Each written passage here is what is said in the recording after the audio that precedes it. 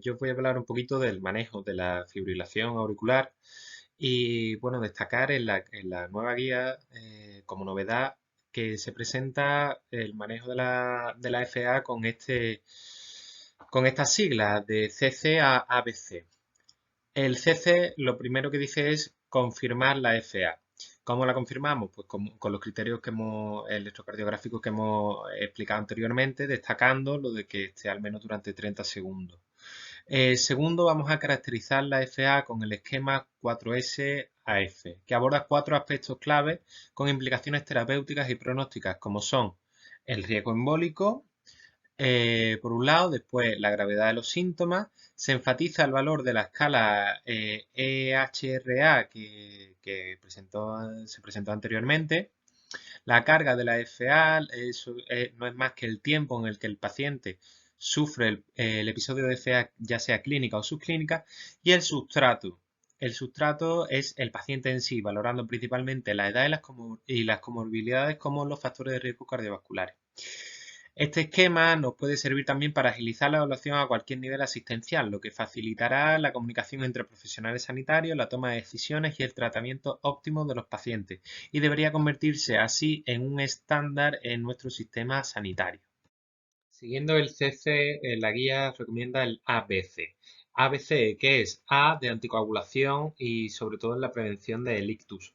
B de buen control de los síntomas y C de controles de riesgo cardiovasculares y de las distintas comorbilidades que pueda presentar el paciente. La anticoagulación la decidiremos según la puntuación en la escala CHA2-VAS que valora el riesgo tromboembólico y según la escala Hasbled que valora el riesgo hemorrágico.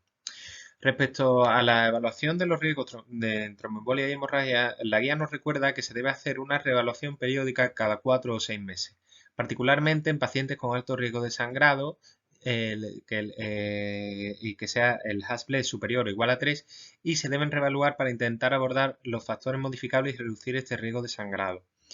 Como novedad en la guía, destacar que se posiciona muy a favor del uso de los nuevos anticoagulantes directos ante cualquier tipo de paciente con FA por encima tanto de la cenocumarol y la warfarina y bueno, y de la heparina.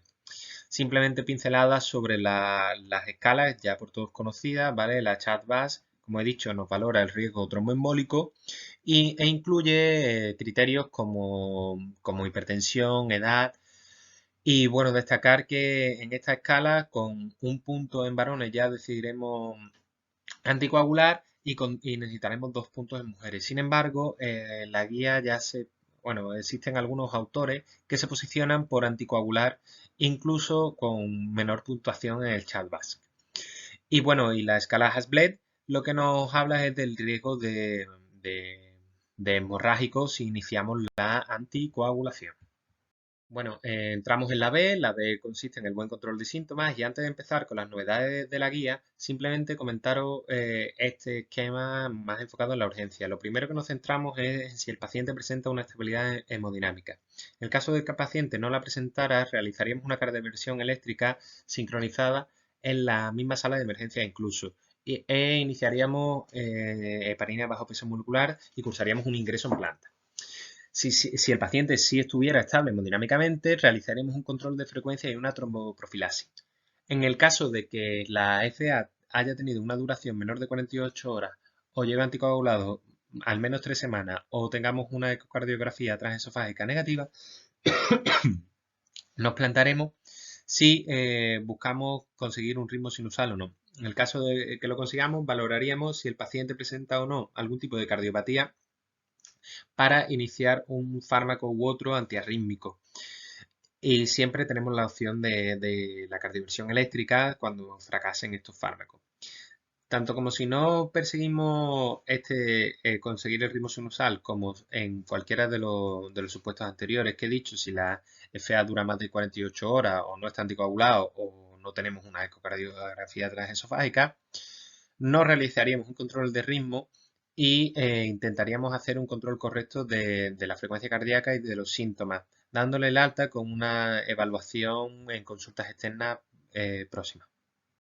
Centrándonos en el control de ritmo, el objetivo que tiene es mejorar la calidad de vida del paciente. Como aspecto novedoso en la guía se recoge que una estrategia de esperar y ver durante 48 horas en fibrilación auricular reciente parece ser tan eficaz como la cardioversión inmediata en el mantenimiento del ritmo sinusal a las 4 semanas. La guía aboga por la ablación con catéter cuando ha fracasado al menos un fármaco antiarrítmico, aunque puede ser la primera opción según la opinión del paciente. Aquí os adjunto una tabla con distintos fármacos antiarrítmicos con sus principales características y contraindicaciones. Simplemente nombrar que en nuestro medio, teniendo presentes los antiarrítmicos disponibles, recomendamos la dronedarona o propafenona en pacientes con una mínima enfermedad cardíaca estructural o bien sin ella, la dronedarona o amiodarona en caso de pacientes con enfermedad coronaria, cardiopatía valvular y fallo cardíaco con una fracción de eyección ventrículo izquierdo preservada. Y en pacientes con falla cardíaca con una FEBI reducida, solo es recomendable la indicación de la amiodarona. Centrándonos un poquito más en el control de la frecuencia, en la guía se presenta como un apartado sin grandes cambios. Se sigue buscando una frecuencia menor de 110 latidos por minuto. Los bloqueadores beta, junto con el verapamilo y el ditazem, son los fármacos de primera línea que suponen una buena alternativa en presencia de una fracción de eyección del ventrículo izquierdo conservada. La combinación con digosina se plantea como segunda línea si no se alcanza un control óptimo con los fármacos anteriormente nombrados. Y también se plantea la ablación del nódulo AV cuando falla el tratamiento farmacológico.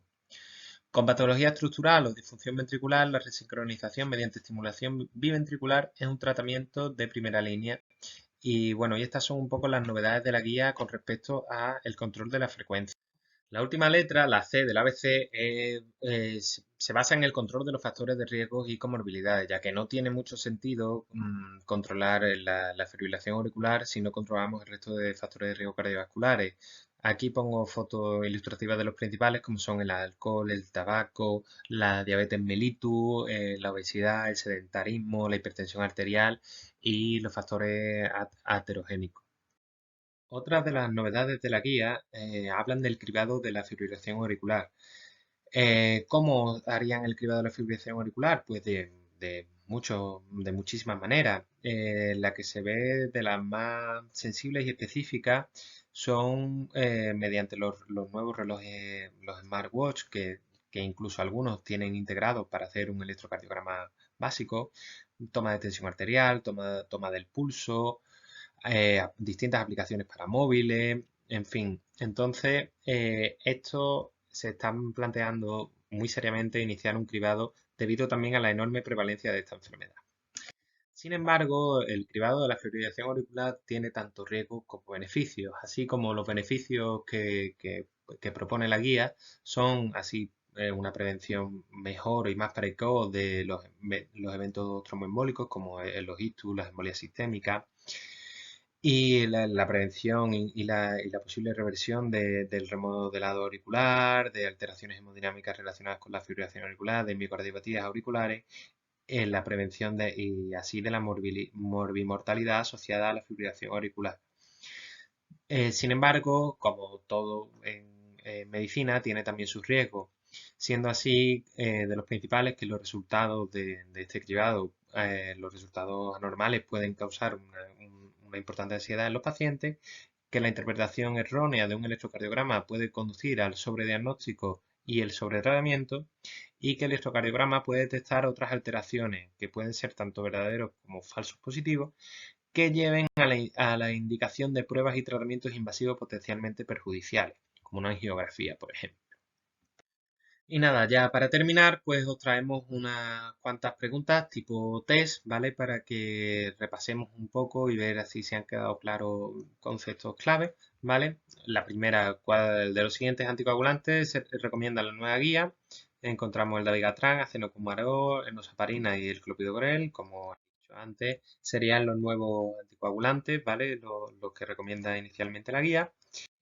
Otra pregunta tipo caso clínico. Un varón de 23 años diagnosticado de síndrome de Wolff-Parkinson-White que acude a urgencias por palpitaciones. En el electrocardiograma muestra una taquicardia irregular, QRS ancho, con una frecuencia cardíaca de 205 latidos por minuto, compatible con fibrilación auricular.